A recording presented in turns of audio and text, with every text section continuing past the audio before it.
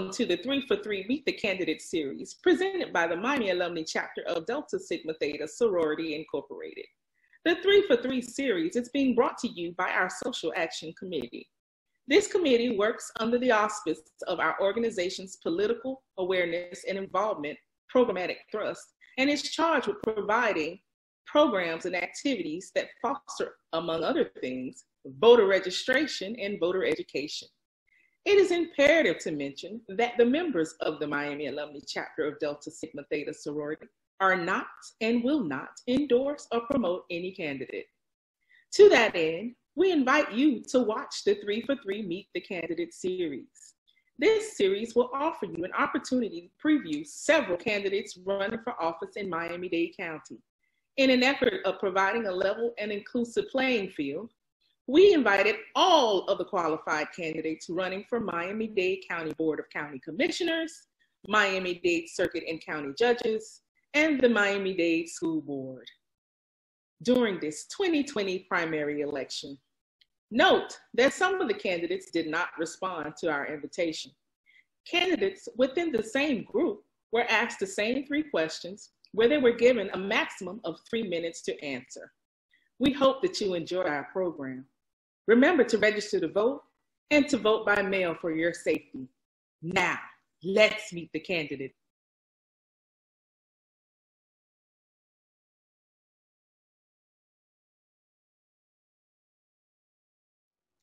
Thank you, Regina.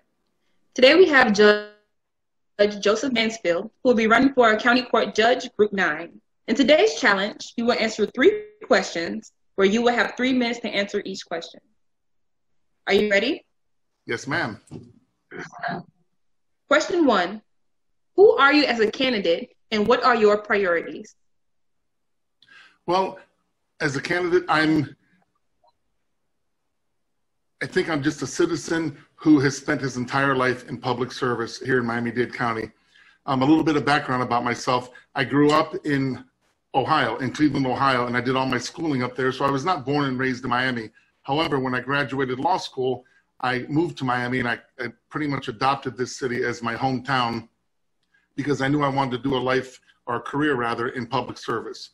So when I got out of law school, I sought a job in public service and I was hired by the Miami-Dade State Attorney's Office right out of law school. So I graduated on a Sunday and I moved to Miami the following Monday. And my initial plan was to be here for 3 years and then to move on. But during that 3-year commitment to the State Attorney's Office, I fell in love with my job, I fell in love with the city, and I became very passionate about the work that I was doing because I felt like I was doing something good for the community. So my 3-year commitment turned into a 16-year run as an assistant state attorney here in Miami. During that time, I moved my way up through the office. I tried so many different kinds of cases. I spent most of my career in the office in the position of leadership, so I managed and I mentored other attorneys in the office. I spent a lot of time in training and mentoring. I also did hiring for worked with the state attorney on hiring and training. So I also had, I wore many different hats with the office. And in addition, I did try many, many cases. Most of them are violent crimes cases. And I became very comfortable and very passionate about being in the courtroom and about advocating for the law as I believed in it. During that 16-year run, besides the passion for the law that I developed, I also began fostering an idea that I would be good on the bench one day. So during my time as an assistant state attorney, again, I tried so many cases, but towards the end of that 16-year career, I began an interest, pursuing my interest rather, in getting on the bench. I think I wanted to move to the bench because I had spent pretty much my entire career in a courtroom. I've been in front of countless different kinds of judges, and each judge I was in front of, I think I picked up something or I learned something from each one.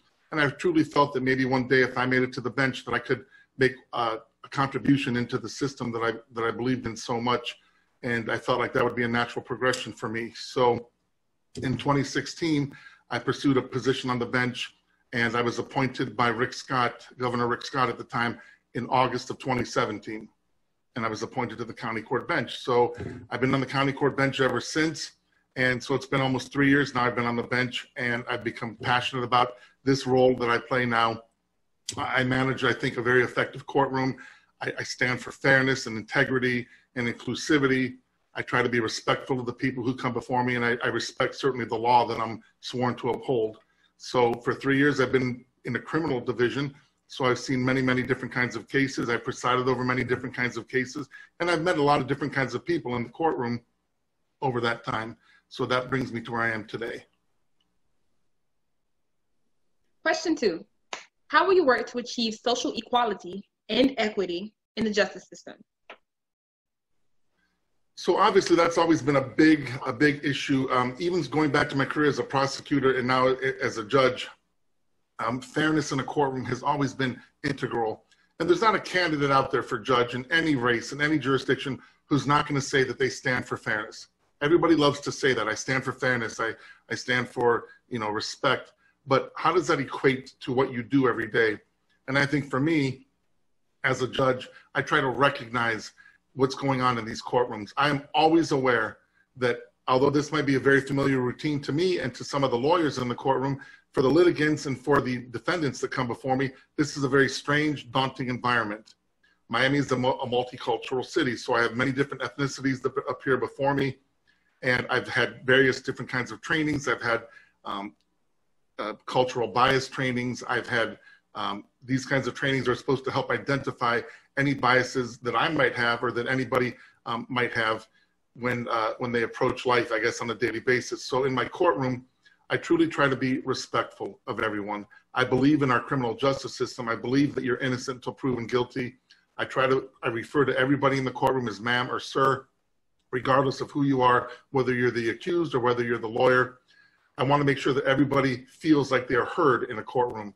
I can tell you when I was an advocate as a prosecutor, my worst days in court were not when I lost an argument. You're going to win many arguments in your career and you're going to lose many arguments in your career. That was never my worst day. My worst day was when I felt like I wasn't heard or I wasn't respected in the courtroom. When I presented a point of view and I feel like the judge or whoever I was presenting it to disregarded it without giving it any thought or didn't even bother to listen to the points that I was trying to make.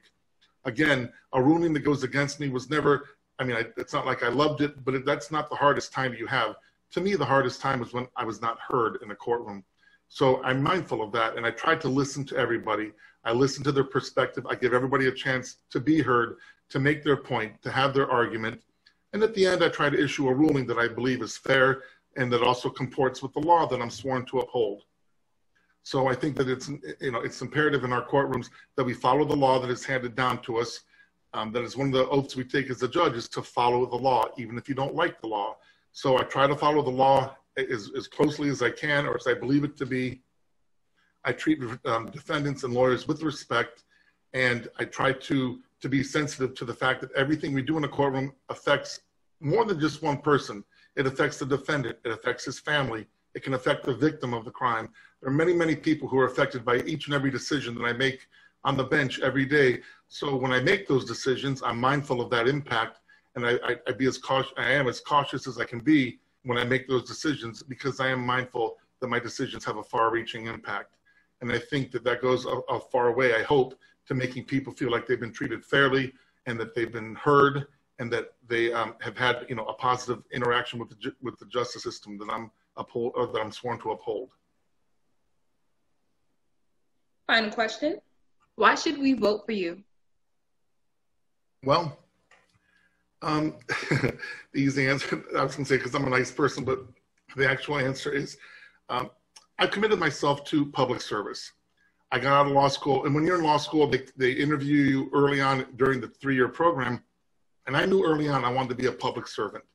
I wanted to serve the community, and I took the position in Miami because it gave me an opportunity for that public service. I took the position because it's the job that I wanted. It's not exactly the city that I had. I really didn't pick a city. My first concern was getting a position in public service. I was lucky and I was fortunate that the state attorney here in Miami-Dade County, Catherine Fernandez-Rundle, took a chance and hired me right out of law school and gave me a position with her office. In that position, I was able to serve my community over 16 years. And like I said, during that 16 years, I fell in love with this community and I adopted this community as my hometown. And I take great pride in the work that I did in this community. I've advocated for victims of crime. I've advocated for fairness. I've tried to treat everybody, including as a prosecutor, defense counsel or defendants or whomever. I always try to be respectful And I always try to be professional in these courtrooms because I felt like everybody has a role to play. There's no good guys or bad guys. It's the system works because everybody has a designed role to play. And so I always tried to play my role with respect and with dignity. And I take great pride in the work that I did as a prosecutor. And I spent 16 years doing it. And I believe that I protected the community through my work as a prosecutor. As a judge for the last 3 years, I think I've continued that work, but on a greater level. Now I actually have the authority to make decisions, final decisions that affect how the law is implemented in my courtroom, or how I interpret the law and how I apply it to situations in my courtroom. So I'm mindful of that. I'm not the kind of person who thinks he knows everything, but I am the kind of person who will research and who will study and who will work hard to find the answer that is out there that I think I need to find in order to make the proper ruling.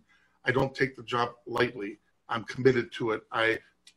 Oftentimes I'm the last car that leaves the parking lot at night. I'm never the first car that gets here in the morning because I'm not a morning person, but I'm mindful to be on time. I'm mindful that attorneys have time schedules, and I try to be mindful of their calendars. So I'm not afraid to put the work in. I committed myself to this position. I committed myself to this community. So I think that voting for me is an endorsement of the efforts that I make or that I have made in order to hopefully be a successful and a positive judge who makes a positive impact in our community. And I try to do that each and every day when I put on this robe and I take the bench. I'm mindful of what that robe means, and I'm mindful of the role that I play. And I'm never the kind of person who takes any of it for granted. I don't take any of it lightly. I'm committed to hopefully implementing a fairness and respect in my courtroom every day. And I stand for inclusivity, and I try to make everybody feel like they have their say and they have equal footing in my courtroom, and that they're treated fairly by myself. And I think I've been fairly successful in doing that, and I'd like to continue doing that. Well, thank you so much for joining us, and good luck on your candidacy. All right, thank you so much. I appreciate the opportunity to be here today.